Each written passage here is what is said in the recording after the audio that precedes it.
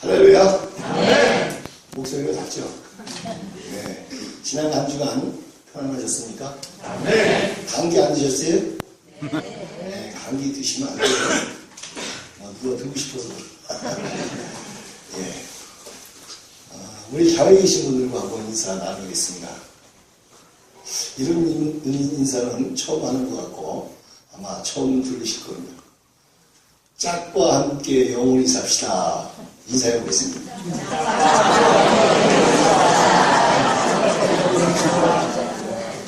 무엇을 의미하는지 머리가 좀 복잡하게 싶은데 세상에는 헌신짝도 뭐가 있다고 해요? 네, 헌신짝도 짝이 있다고 그러죠.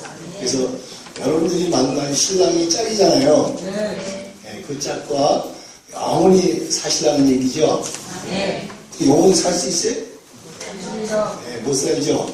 네, 어느 정도 살다 보면 실증도 나고 또 어느 정도 살다 보면 또 먼저 가는 사람이 있고 또 나중에 가는 사람이 있고 그렇잖아요. 자, 근데 성경에서 말하는 우리는 짝과 영원히 함께 살 수 있는 길이 있다는 것을 성경은 말씀을 하고 있습니다. 그래서 지긋지긋한 마누라와 지긋지긋한 남편과 영원히 살란 말이야? 아이고 징그러 이런 사람이 있는데 성경을 잘 이해하시다 보면 하나님께서 우리에게 주시는 말씀이 그것인지 아닌지는 우리가 알 수가 있을 겁니다. 예, 오늘은 마태복음 8장 21절로 22절 말씀을 본문으로 죽은 자의 부활에 대해서 말씀을 드리도록 하겠습니다.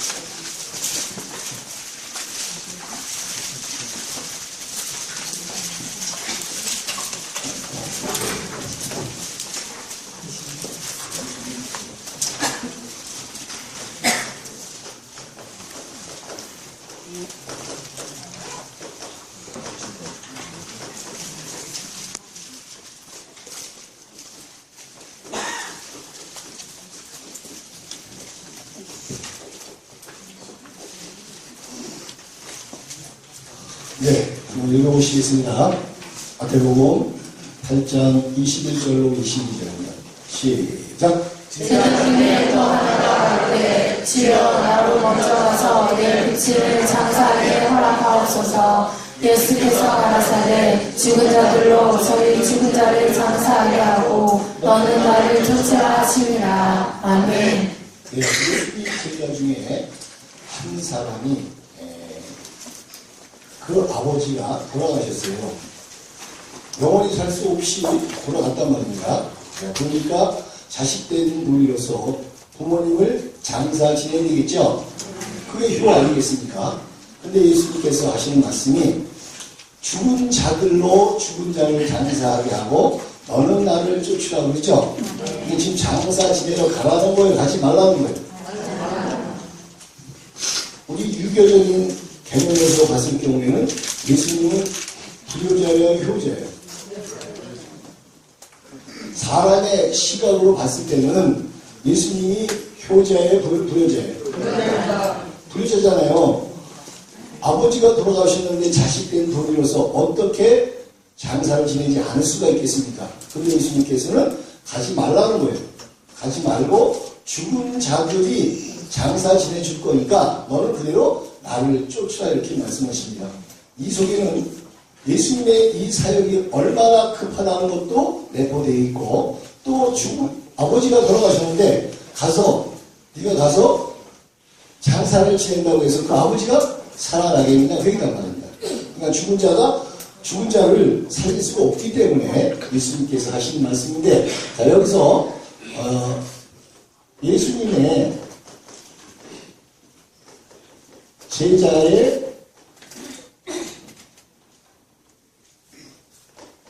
제자의 아버지가 죽은 자죠. 예, 죽었다는 얘기는 뭐예요? 예, 육에 죽었다는 얘기 아니겠습니까? 근데 예수님께서는 죽은 자들로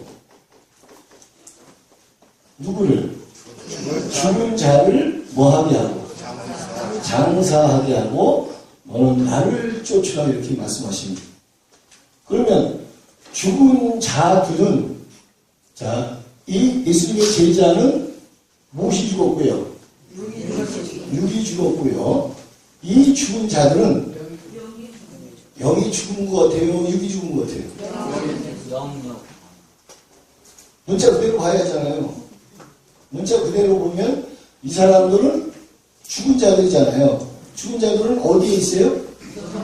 무덤에 있죠. 그런데 죽은 자들이 장사를 짓는다는 얘기는 이 사람들은 죽은 자가 아니고 육은 뭐한 사람이야? 육은 살아있는 사람이에요. 그러면 이 지구촌에 많은 사람들이 있는데 예수님이 보시기에 산자가 있다는 거예요? 없다는 거예요? 없어요. 누구밖에 없느냐? 그 중에 예수님의 제자밖에 없었다 이겁니다. 그러니까 너는 산자니까 너의 아버지 죽은 자, 육체가 죽었지만 이 죽은 자들로 뭐하라? 가만히 있어도 장사 지낸다 이거예요. 그러니까 너는 나를 뭐하라? 쫓으라 그러시죠. 그러니 이 죽은 자들이 있는 곳은, 죽은 자가 있는 곳은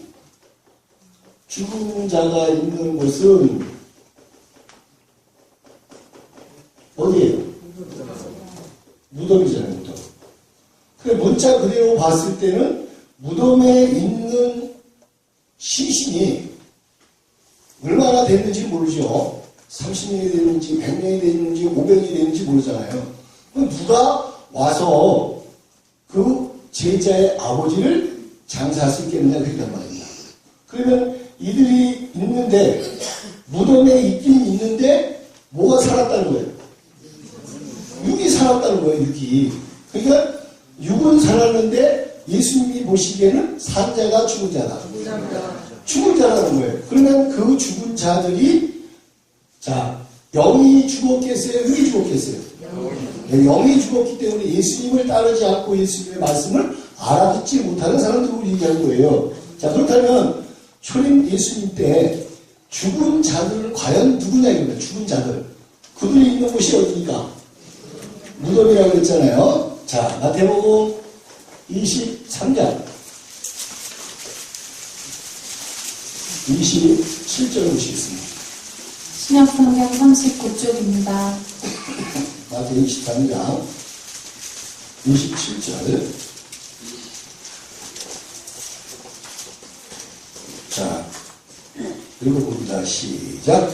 아시진저 외식하는 서기관들과 바리새인들이여 편치한 무덤 같으니 겉으로는 아름답게 보이나 그 안에는 죽은 사람의 뼈와 모든 더러운 것이 가득하도다. 아멘. 예, 죽은 자가 있는 곳은 어디라고 했습니까? 무덤이라고 했잖아요. 그러면 무덤에 있는 사람들은 우리가 생각하기에 죽은 자 하면 뭘 생각하느냐? 그냥 무덤 속에 들어가 있는 존재를 가르쳐서 생각한다 이겁니다. 근데 지금 예수님께서 말씀하시기를 누구 보고 무덤이라고 하느냐?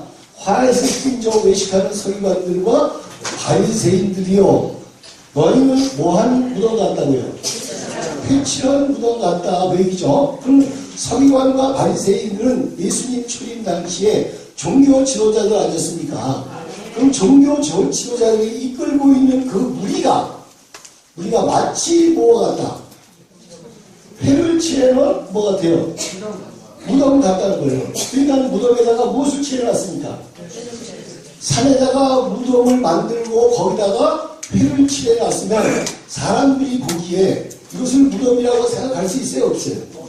없죠. 그러면 나중에 이 회를 칠해놨다 할지라도 세월이 지나면은 이것이 어떻게 될까요? 이제 투식되고 흙으로 돌아가겠죠.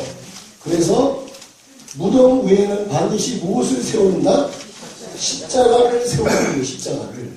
그럼 십자가를 세워놓는다는 얘기는 우리 기독교인들은 무엇을 상징하느냐? 예수님의 피 흘리심을 상징하잖아요. 그런데 성경을 볼 때 항상 양면성이 있다는 것을 보셔야 돼요. 한쪽만 있는 것이 아니라 다른 쪽도 있어요. 자, 십자가를 지는 자는 누가 십자가를 지는 거예요? 저주를 받은 자만 십자가를 지는 거예요. 무슨 얘기인지 이해되시죠? 그런데 예수님이 뭘 지셨어요? 그럼 예수님이 저주받았다는 거예요? 그러면 시대마다 그 상황에 따라서 주시는 그 말씀을 잘 우리가 깨달아야 되는 거예요. 그래서 이 죽은 자들이 서기관과 바리새인들 조직 안에 있는 사람이야. 그렇기 때문에 죽었는데 무엇은 살아있다. 육은 살아있기 때문에 귀는 뚫려있어요? 안 뚫려있어요? 그 사람의 말을 들을 수 있어요? 없어요? 말을 듣고 깨닫느냐 못 깨닫느냐에 따라서 산 자가 될 수 있고 죽은 자가 될 수 있는 거예요. 아멘. 죽은 자로 영원히 영도 죽고 모두 죽는다. 육도 죽는 거예요. 그러면 우리는 살았다 하나 우리는 육체도 죽는다 안 죽는다? 죽어요. 그런데 모두 죽어있기 때문에 영도 죽어있기 때문에 그 죽은 영이 살아날 수가 있어요? 없어요?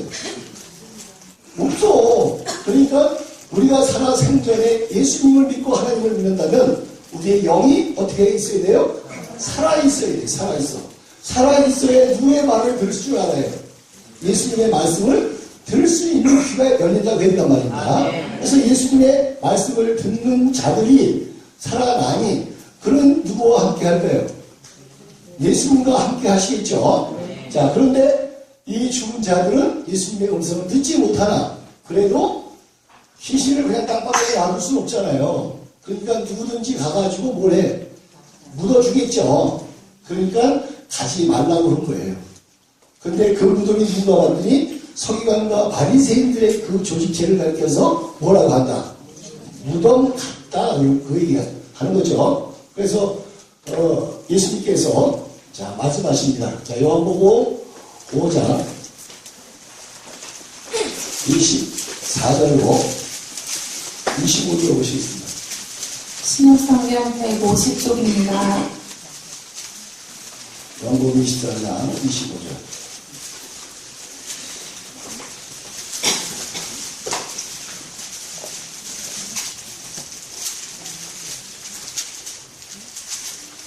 자, 읽어봅니다. 시작.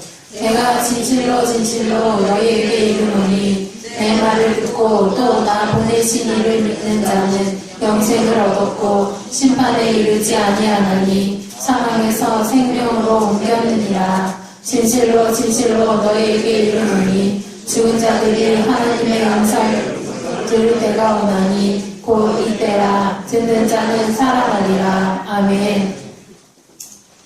예, 나를 보내신 이를 믿는 너희에게 하는 말씀이죠. 그럼 예수님을 보내신 분은 누구신가요? 예, 그러니까 하나님께서 누구를 보내셨나? 예수님을 보내셨는데 이 예수님을 뭐하는 자? 믿는 자는 무엇을 얻겠고요? 영생을 얻겠다 하시면서 어디로? 사방에서 생명으로. 그러면 죽었다 하는 자들이 있는 곳은 어디예요? 네, 무덤이죠. 그럼 무덤이라는 것은 즉 서기관과 바리새인들의 조직체를 가리켜서 얘기한다고 그랬습니다. 그럼 서기관과 바리새인 조직체에 있는 사람들이 누구의 음성을 들을 때가 온다는 거예요? 예수님의 하나님의 아들이신 예수님의 음성을 들을 때가 온다죠. 그럼 예수님의 음성을 들으면 뭐 한다? 살아난다는 얘기는 무덤에 있다는 거예요. 무덤에서 나온다는 거예요. 무덤에서 나온다는 얘기죠. 그래서 사망에서 무엇으로? 생명으로 나온다고 얘기했단 말입니다. 무엇이 살았기 때문에? 네, 생명이 있다는 것은 영이 뭐 했기 때문에? 살아있기 때문에. 그래서 영이 살면은 죽은 자들과 함께 있겠어요? 함께 있지 못하겠어요? 네, 함께 있을 수가 없죠. 육적으로도 시신과 한 방에서 살 수 있어요? 없어요? 아버지인데? 사랑하는 부인인데? 사랑하는 자식인데? 죽었어. 그런데 어디서 함께 살 수가 없어요? 한 방에서 할 수가 없잖아요. 그러면 그 시신을 내보내든지 아니면 내가 나오든지 둘 중에 하나를 해야 될 거 아니겠습니까? 그렇지 않다면 산자예요, 죽은 자예요? 죽은 자죠. 그래서 이것을 우리가 많이 오해를 해요. 나를 보내신 이를 믿는 너희에게 자 25절에 뭐라고 돼 있어요? 제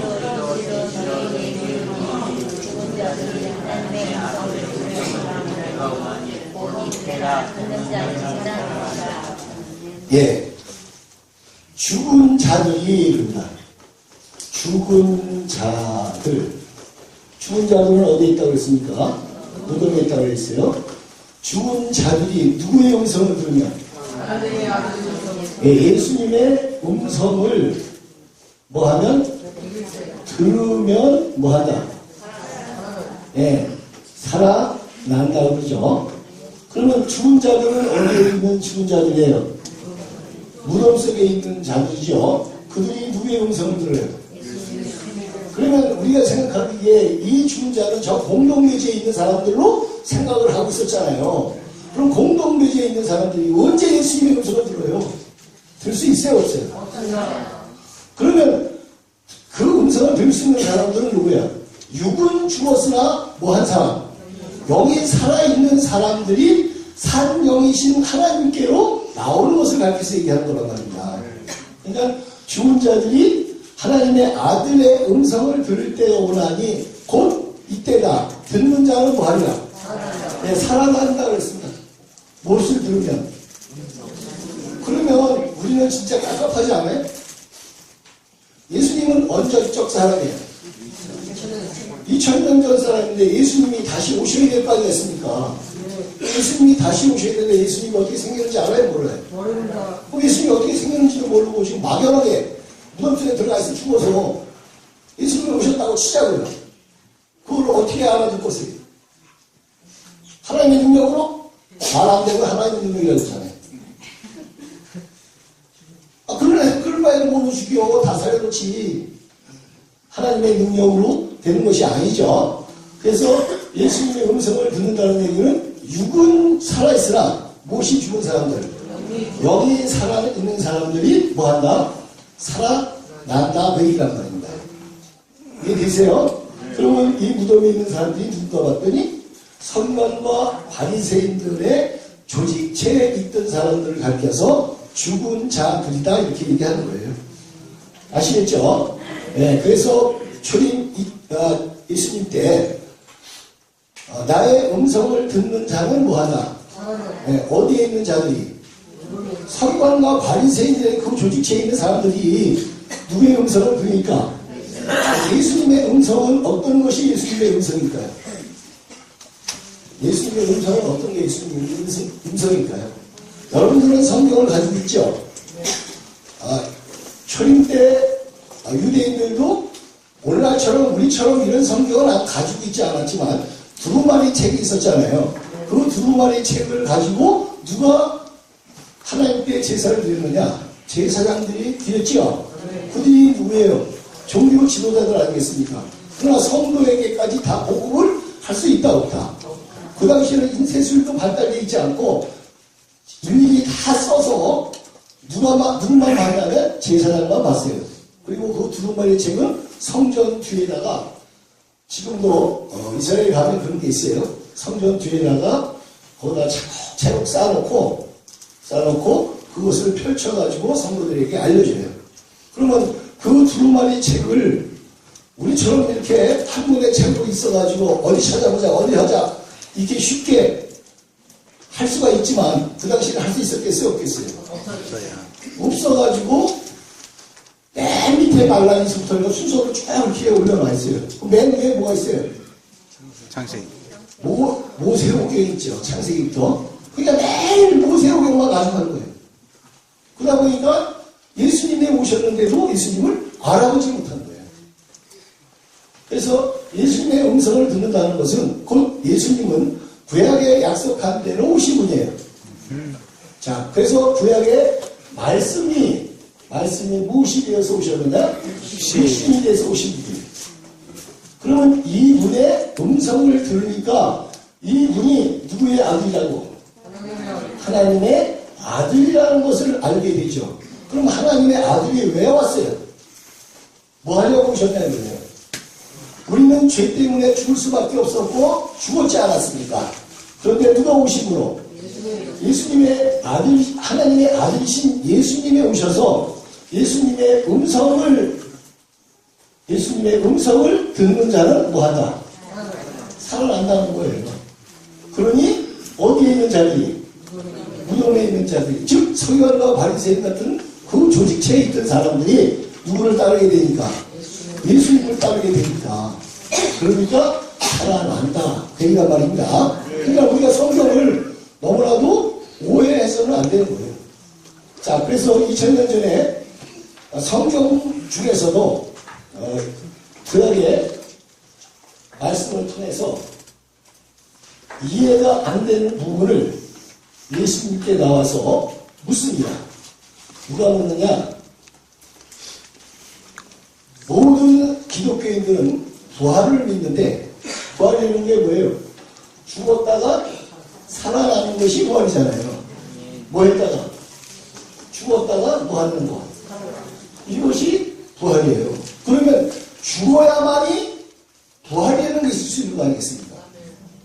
그러면 초림 예수님 때 모든 사람들이 살아있다면 예수님이 올 필요가 있어요, 없어요? 올 필요가 없죠. 결론적으로 예수님이 오셨을 때는 모든 사람이 다 뭐 했었다? 죽어 있었어요. 다 어디에 있었다? 무덤 안에 있었단 말이에요.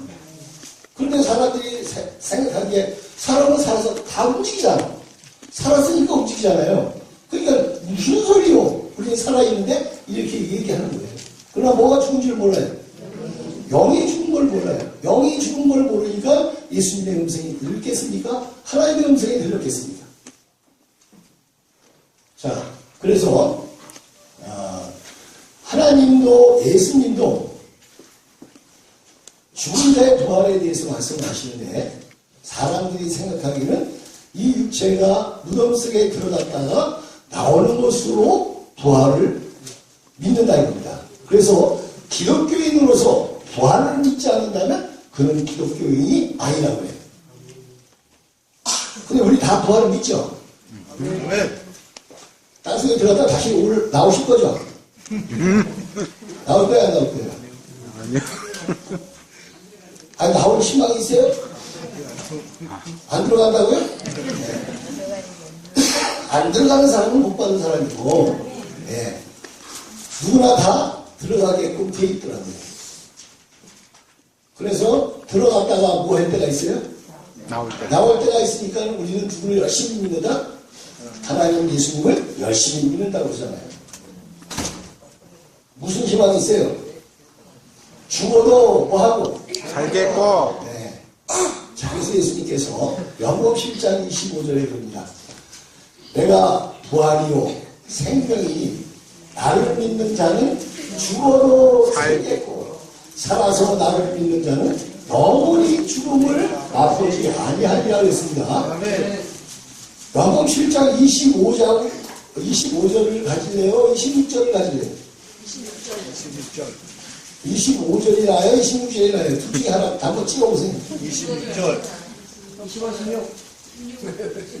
네? 어떤 거? 26절. 26이 아무래도 나요? 네. 그런데 의문스러운 것은 25절에도 예수님이 이렇게 말씀하신 것을 누가 들었어요? 누가 들었어요? 그 얘기를?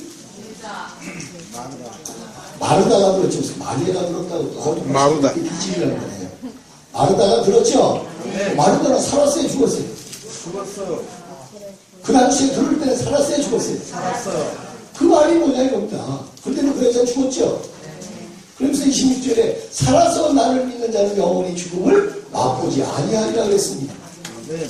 그 말이 앞뒤가 맞아요 안 맞아요? 안 맞아요. 25절과 26절은 시대를 구분할 줄 알아야 돼요. 시대. 25절의 시대는 예수님 초림의 시대고요. 26절의 시대는 예수님 재림의 시대예요. 아멘. 그럼 재림하신 예수님의 음성을 듣는 자는 뭐하다? 영원히 죽음을 맛본다 안 맛본다?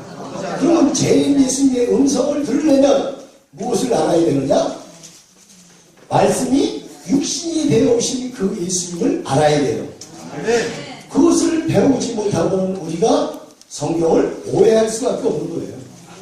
네, 성경을 오해하니까 그 유대인들 중에서 큰 파가 있었는데 바리새파와 사두개파가 있었습니다. 대한민국의 제일 큰 파는 무슨 파예요? 네, 장로파고 또 하는 파는 감리파. 장로, 감리교, 성결교 이런 순서잖아요. 그죠? 네, 장로교가 전체 기독교인의 약 60%를 차지합니다. 장로교가. 그 다음에 감리교, 성결교인데 그 당시에 사두개인들과 바리새인 중에서 사두개인들이 좀 파가 찍었어요. 근데 그들은 무엇을 안 믿었느냐면 부활을 안 믿었어요. 그래서 죽은 자의 부활에 대해서 예수님께 나와서 사두개인 한 사람이 물어봅니다. 자, 마태복음 22장.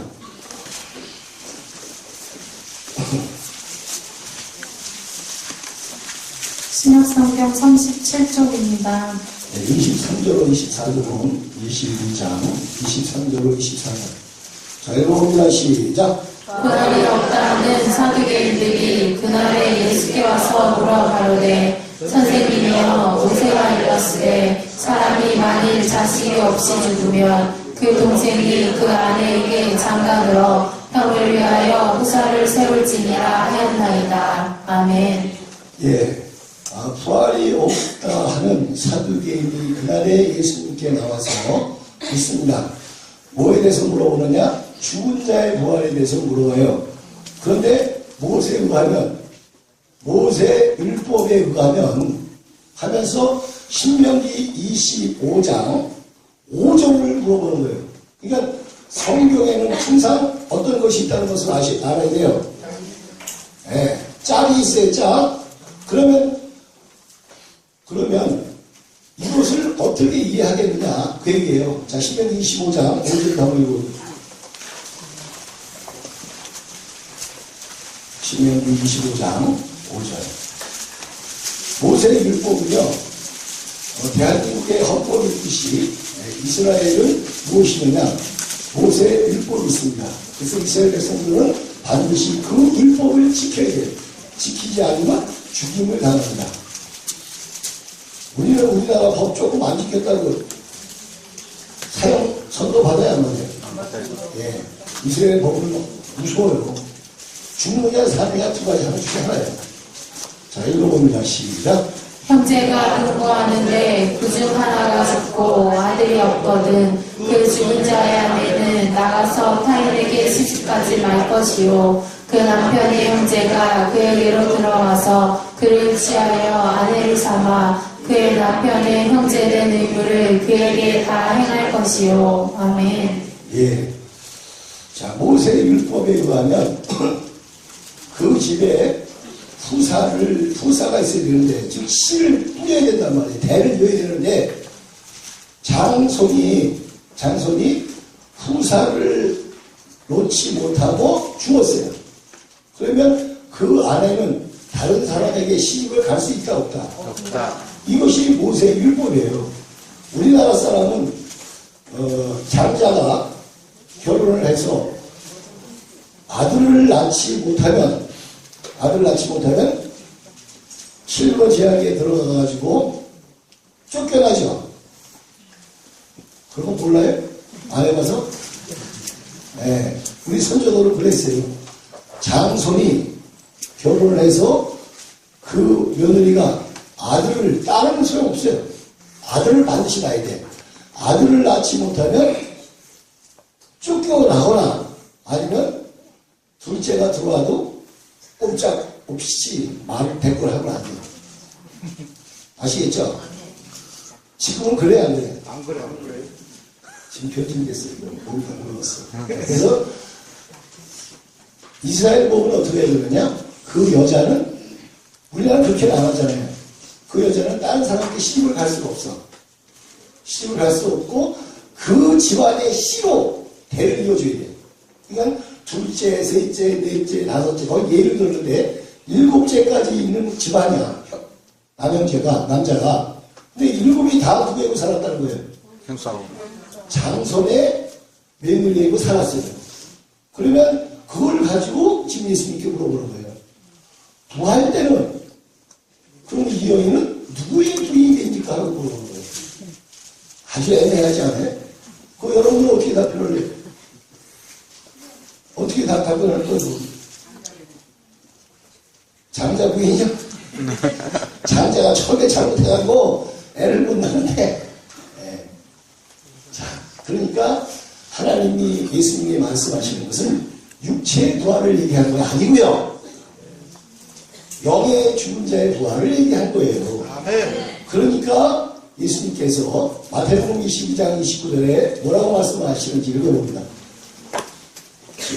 자, 예수께서 대답하여 가라사대 너희가 성경도 하나님의 능력도 알지 못하는 거로 오해하였도다. 아멘. 네, 이렇게 예수님께 물어보니까 예수님께서 성경도 하나님의 능력도 모르는 거로 뭐했다?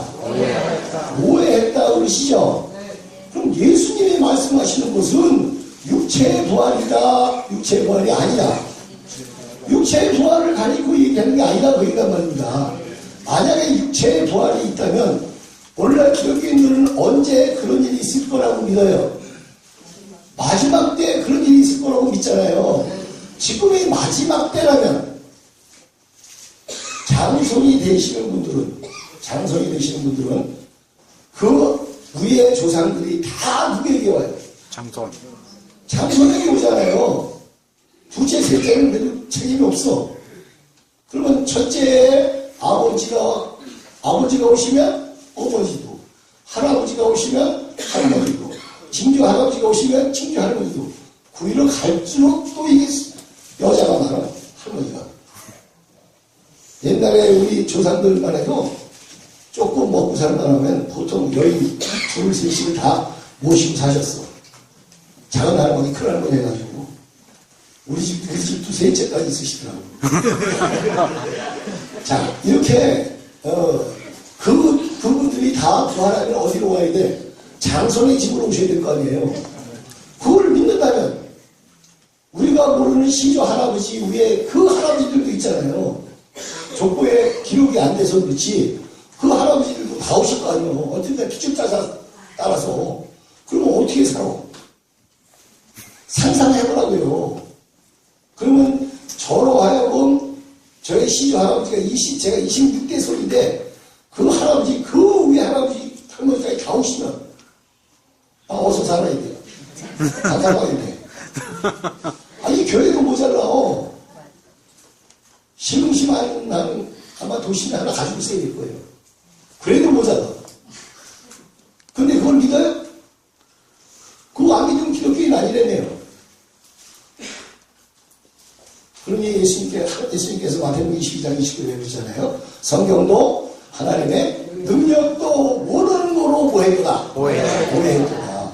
그러면 답이 뭐냐? 30절에 보면.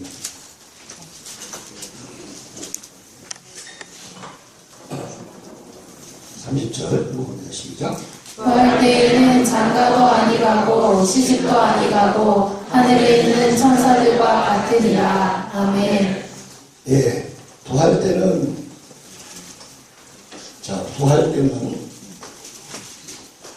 시집도 장가도 안 간다죠. 그리고 하늘에 있는 뭐가 같아요? 천사와 같다. 천사와 같다는 거죠. 그러면 부활은 뭐가 하는 거예요? 천사와 같은 입장이 부활하는 거예요. 천사와 같은 입장. 그럼 천사와 같은 입장은 뭐냐? 히브리서 1장 14절 봅니다. 신약성경 353쪽입니다. 히브리서 1장 14절입니다.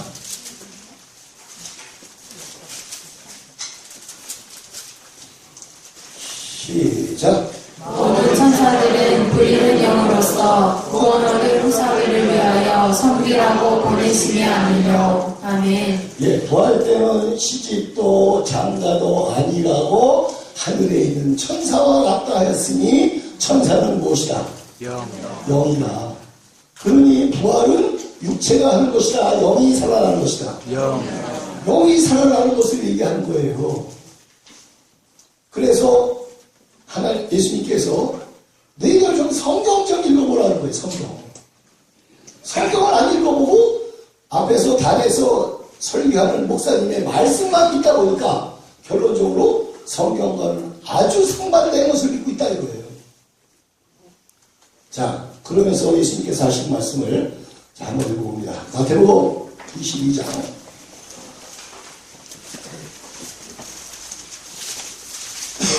31절입니다. 신약성경 37쪽입니다. 22장 31절. 자, 이제 들어보실게요. 마태 22장 31절입니다. 시작. 죽은 자의 부활을 윤호할진대 하나님이 너희에게 말씀하신 바. 예, 말씀하신 바 32절. 나는 아브라함의 하나님이요 이삭의 하나님이요 야곱의 하나님이로라 하신 것을 읽어보지 못하였느냐. 하나님은 죽은 자의 하나님이 아니요 산 자의 하나님이시니라 하시니. 아멘. 예, 죽은 자의 부활에 대해서 말씀하시면서 나는 아브라함의 하나님이요 야곱의 하나님이요 이삭의 하나님이라는 말을 들어본 적이 있느냐 없느냐 물어보시잖아요. 아멘. 들어본 적 있어요 없어요? 있어요. 뭘 들어봐 언제 들어봤어요? 공부를 한참 가르치다 보면 하나님은 한 분이시잖아요. 아멘. 야곱도 하나님이고 이삭도 하나님이시고 아브라함도 하나님이라는 말이 성경에 있으니까 헷갈리는 거예요. 이것을 읽어봤다면 그런 얘기를 안 하겠죠. 그러니까 읽기는 읽어서 30도 50도 됐는데 어찌 안 읽었겠어요. 읽었는데 어떻게 읽었어요? 훌훌 넘어갔어. 이해 안 되는 건 건너뛰고 또 내키면 돌아가고 이렇게 하면서 성경을 읽다 보니까 한 구절을 몰라. 한 구절을. 마태복음 8장 21절 22절 21절 22절 이 한 구절을 압니까? 죽은 자들로 죽은 자를 장사하게 하고 너는 나를 쫓으라 그러잖아요. 아느냐 말이에요. 무슨 말인지. 그러니 죽을 때는 다 귀신 옆에다가 삽을 한 자루씩 집어넣으시라고요. 왜? 파고 나와야 되니까. 그리고 이 장사 지내고 나서 다시 들어가야 되죠. 또 파고 이렇게 흙덮어가지고 들어가야 되니까. 이 말도 안 되는 소리를 가지고도 우리는 그걸 믿고 있어요. 말이 안 되는 것은 어떻게 믿느냐? 아주 믿음이 좋아가지고 하나님의 능력으로. 말 안 되는 하나님의 능력이에요. 자, 그래서 하나님은 죽은 자의 하나님이 아니고 하나님은 죽은 자의 하나님이 아니고 하나님은 산 자의 하나님이시다고 했습니다. 아멘. 그러면 살았다는 얘기, 살았다는 얘기. 그러면 죽은 자의 부활은 무엇이 사는 사람? 영이 사는 사람의 하나님이라는 얘기지 그 육체가 죽은 사람의 하나님이 아니라는 거예요. 아시겠죠? 그러니 요한복음 17장 3절에 뭐라고 써있는지 한번 읽어봅니다.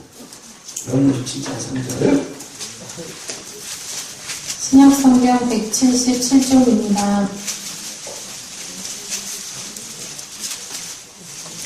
요한복음 17장 3절 자 읽어보시겠습니다. 이 설교를 들으시고 이해가 안 되시면 각 교부장님들이 있으니까 교부장님한테 이것을 지금 다 녹음을 하니까 녹음한 mp3 파일을 달라고 하세요. 그러면 중요한 여러분들이 다시 한번 들어볼 수도 있습니다. 자, 읽어보겠습니다. 시작.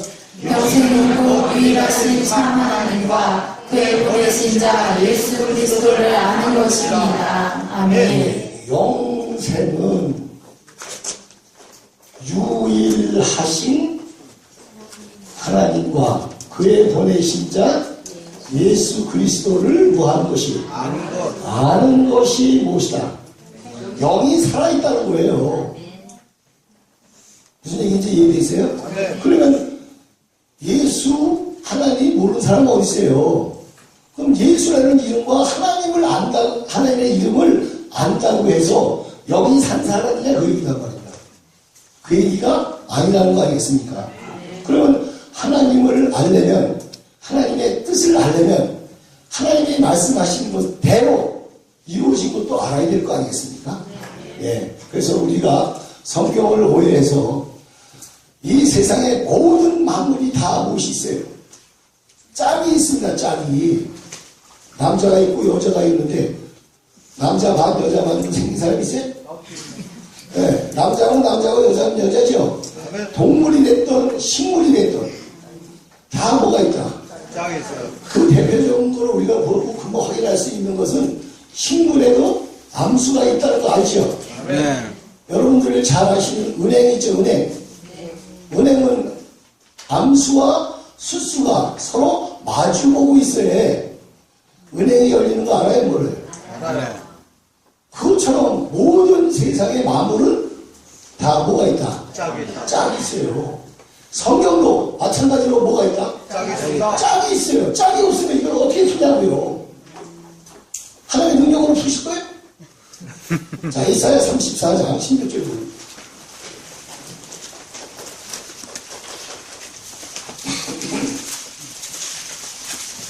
이사야서 34장 16절. 구약성경 1007쪽입니다.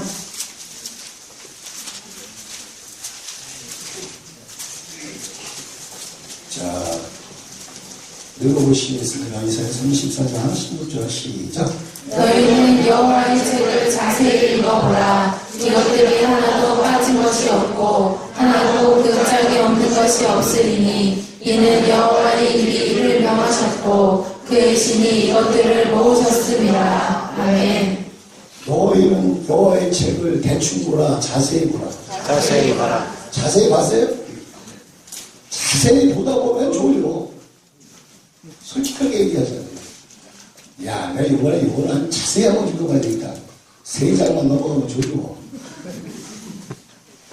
그런데 하나님께서는 너희는 여호와의 책을 자세히 보라고 그러죠. 아멘. 이 모든 것이 다 무엇이 있다? 짝이 있다는 거예요. 그러면 짝이 있는데 무엇이? 모든 것이 짝이 있다는 거예요. 그럼 모든 것이라는 성경에서 얘기하는 것은 뭐냐? 디모데후서 3장 16절입니다.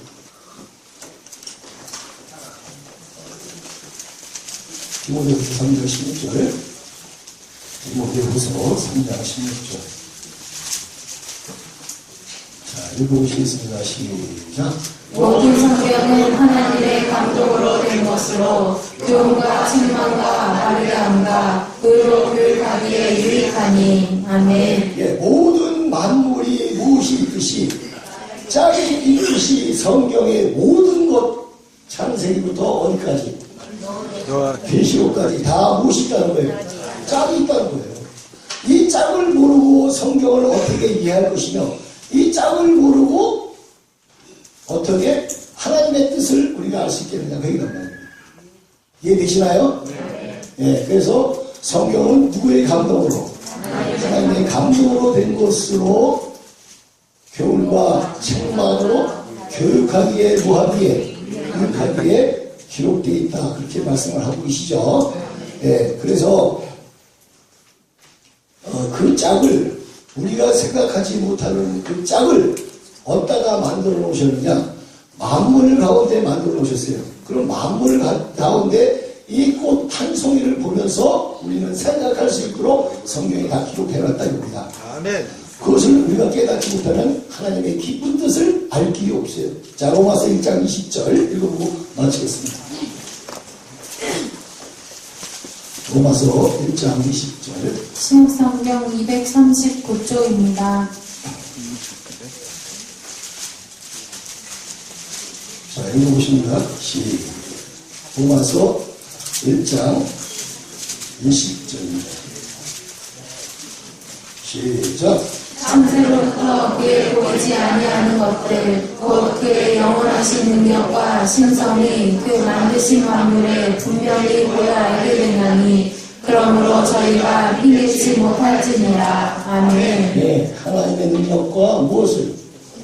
신성. 이거는 보여요? 보이지 않아요? 보이지 않지요. 어찌하여 하나님의 능력을 볼 수가 있고 신성을 볼 수가 있습니까? 신의 성품을. 그런데 이 보이지 않는 것들을 어디다가 만물 가운데 우리에게 뭐하여 보여 알게 했다고 그러죠. 그래서 나중에 하나님 저 그 얘기 못 들었어요. 나 여기가 지옥인 줄 알았으면 오지 않았어요. 얘기할 거 아니에요. 햇살하지 말라는 거예요. 그러니까 우리는 성경을 알아야 돼요? 뭐라고 돼요? 알아야 됩니다. 알면 다예요? 지키고 행하는 알았다면 아는 것만큼 행함이 있어야 되는 거잖아요. 그죠? 아멘. 네. 막 혼내는 거 같죠? 혼내는 게 아니고 뭐 하는 거예요? 때리는 거예요. 네, 때릴 때는 뭐로 때려야 돼요? 해처리로. 네, 회초리로 때려야 돼요. 손으로 때리면 안 됩니다. 네. 손으로 때리면 자녀가 반말을 하게 돼 있고 그 아이의 상처를 입게 되고 그것이 영원히 갑니다. 영원히. 반드시 때릴 때는 뭐로 때려라? 해처리로. 회초리로 때리고 피가 나도록 때려. 그리고 밤에 그 아이 자는 모습을 보고 울면서 회개하면서 약을 발라주는 것이 그의 부모의 마음이라는 거예요. 아시겠죠? 그렇게 맞고 자란 자식은 나중에 효하더라 안 하더라?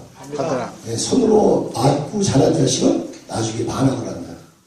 우리 선조들의 이 지혜 잘 배우셔야 돼요.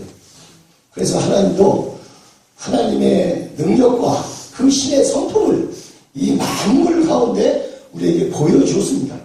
보여줬는데 그것을 몰랐다고 하면 하나님께서 그래 모를 수도 있지 이렇게 하시겠어요? 아닙니다. 네. 그러나 성경은 모를 때 있었던 일을 허물하지 아니하신다고 했습니다. 아멘. 그러나 알 때가 됐는데 이 소리를 듣고도 알려고 애를 쓰지 않는다? 이것은 심판을 받을 수밖에 없습니다. 우리 방주에 일단 발을 디디는 분들은 7세 집이 고하를 막론하고 이 성경을 다 통달해야 됩니다. 아멘. 아유 나 늙어서 글씨도 창피해서 안 보여서 이유가 안 됩니다. 다 볼 수 있게 했고 들 수 있게끔 하나님 만들어 오셨어요. 그러니 이 성경을 다 통달하셔서 하나님의 뜻대로 진짜 사셔서 다 천국에 이르시는 저 여러분들 되시길 주님의 이름으로 축원드리겠습니다.